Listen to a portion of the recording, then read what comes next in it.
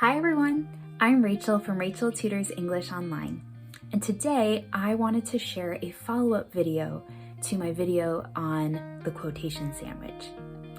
In that video, I talked about the basics of including a quote in your writing, and I gave one example of how to do that. Today I wanted to show you two more examples of how you can create a quotation sandwich based on two very different prompts from my original one. The one during my first quotation sandwich video was a descriptive paragraph, and so the prompts you'll see in today's examples are different from that. The first example will be a prompt using the book The Hunger Games. So the prompt I have for The Hunger Games is, how does Katniss demonstrate bravery in The Hunger Games?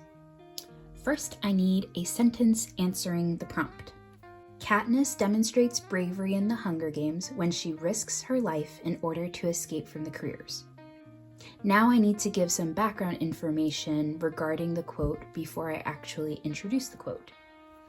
After Rue points out the Tracker Jacker nest above her and she decides to use it to attack the careers, and I'm going to follow this with a short phrase to introduce the quote and then add in the actual quote.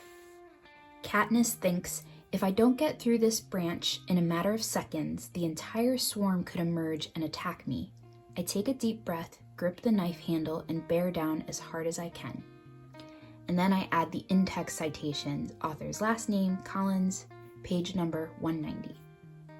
Here I put Katniss thinks because the narrator happens to be the protagonist, Katniss. So instead of saying the narration states, I can just say Katniss thinks. Notice these three dots here in the middle of the quote. If I want to use parts of a quote but not the entire quote, maybe because there are sentences added in that don't really relate to my answer to the question, I can use this ellipses, these three dots, to show that I am not including the whole quote. So there was a sentence between these two that I didn't really need for the purpose of this writing assignment. So I added the ellipses to show that yes, there is more to this quote, but I am condensing it. And so now we need to add a sentence that unpacks the quote. It explains how the quote relates to my answer to the prompt. This suggests Katniss acts bravely because she chooses to cut down the wasp nest as a way to fight the careers, even though there's a chance she could die in the process.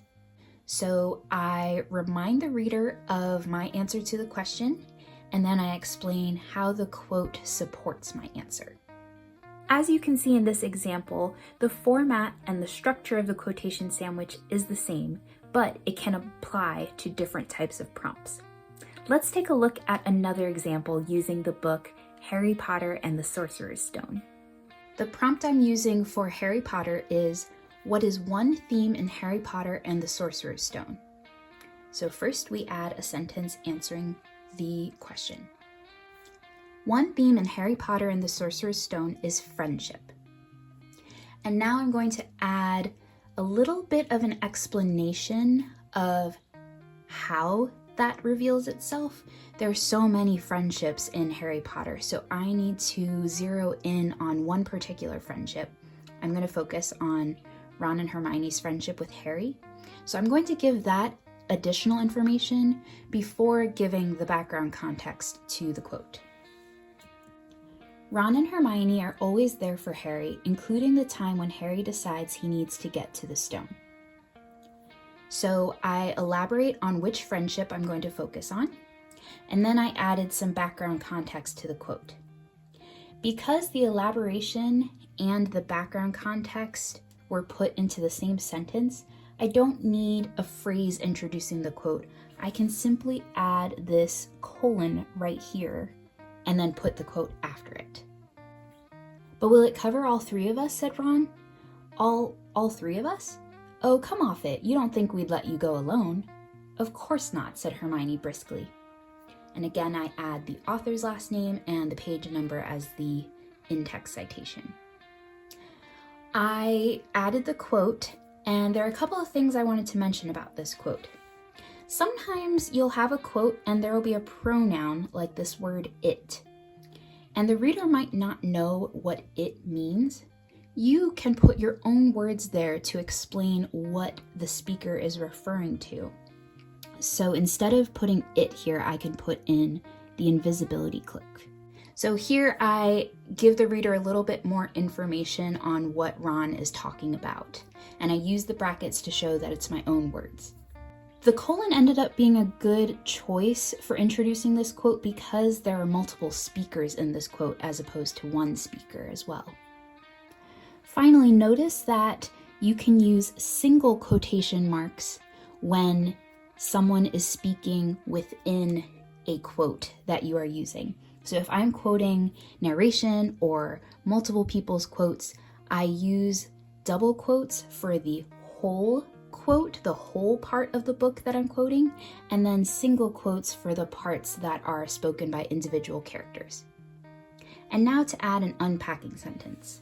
This shows that even though going after the stone could be dangerous and get them expelled, Ron and Hermione refused to leave Harry, knowing he could use their help.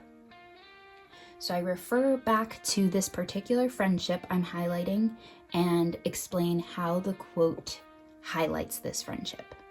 With these two examples, I hope you have a better understanding of how to incorporate textual evidence into your writing based on different types of prompts. In my next video, I will show you how to incorporate these quotation sandwiches into full-length paragraphs. If you enjoyed this video, please give it a like. And if you would like to stay informed on future videos to help you with your writing, please hit the subscribe button so you don't miss my next video. Thanks for watching, and I'll see you next time.